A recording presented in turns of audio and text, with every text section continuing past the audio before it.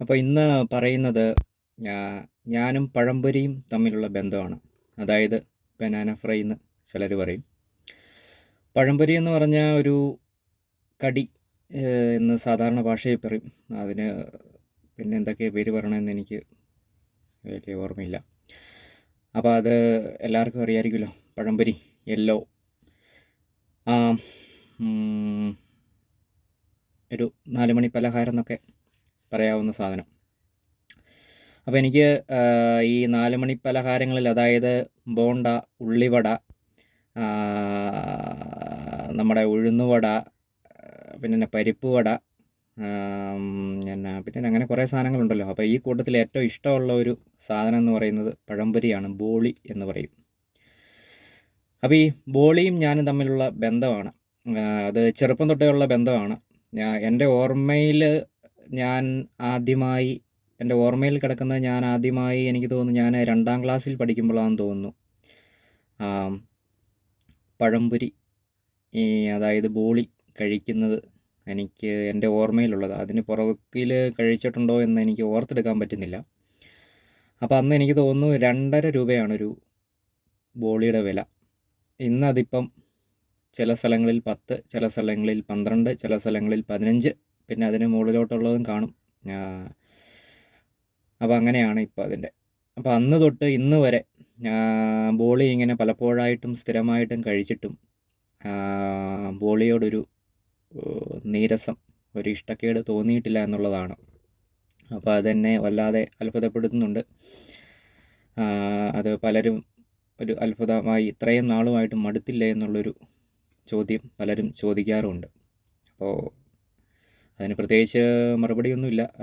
എന്താ പറഞ്ഞത്, മടുത്തിട്ടില്ല. വീണ്ടും ഇപ്പോഴും ബോളി കിട്ടിയാൽ കഴിക്കും. ബോളി എന്ന് പറയുമ്പോൾ ഞാൻ ഒരു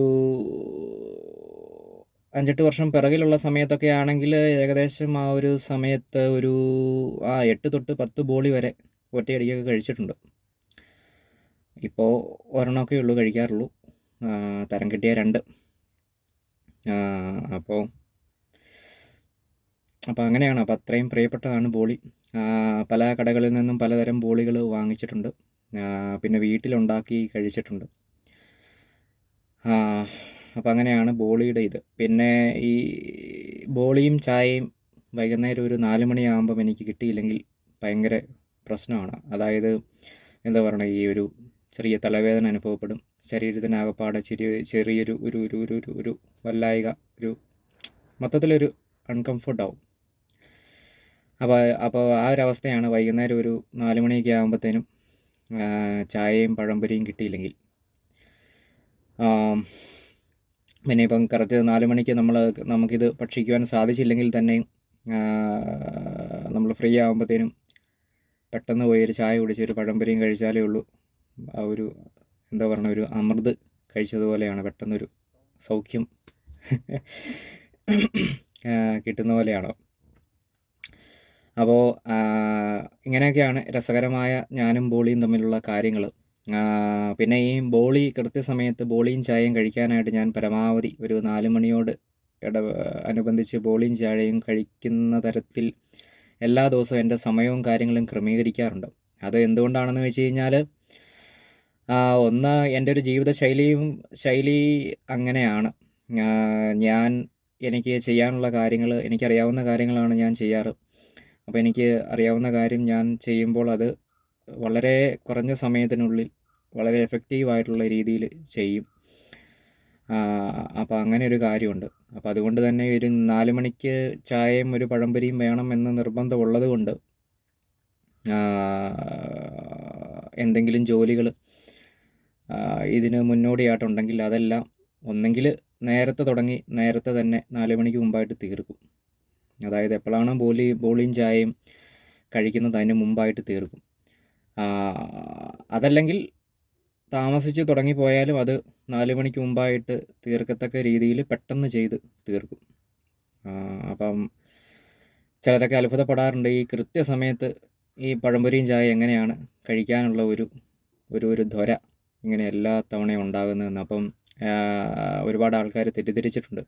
അപ്പോൾ ഇവനിത് തന്നെയുള്ള പണിയുള്ളൂ എന്നൊക്കെ ചോദിച്ചിട്ടുണ്ട്. കാരണം വേറെ ഒന്നുമല്ല, ഇങ്ങനെയാണ് സംഭവം. കാരണം 4 മണിക്ക് മുമ്പായിട്ട് നമ്മൾ നമ്മുടെ പരിപാടികളെല്ലാം തീർക്കും.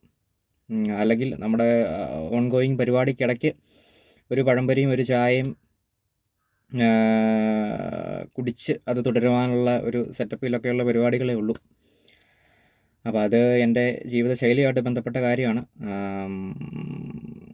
അതുകൊണ്ടാണ് ഈ ഒരു പഴംപൊരിയും ചായയും കുടിക്കുന്ന സമയത്ത് എനിക്ക് മറ്റ് തിരക്കുകളൊന്നും ഉണ്ടാകാതെ ഇരിക്കുന്നത്.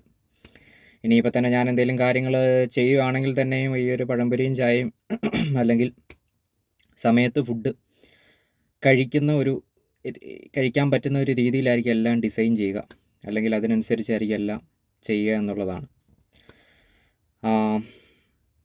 അപ്പോൾ ഈ പഴംപൊരിയും ചായയെക്കുറിച്ചൊക്കെയുള്ള താൽക്കാലികമായ വിശേഷങ്ങൾ ഇതൊക്കെയാണ്. പിന്നെ എന്താണ്, ഫുഡിൻ്റെ കാര്യമൊക്കെ പറയുകയാണെങ്കിൽ ഫുഡിനെക്കുറിച്ച് മറ്റൊരു വീഡിയോയിൽ പിന്നീട് സംസാരിക്കാം. അപ്പോൾ തൽക്കാലം താങ്ക് യു.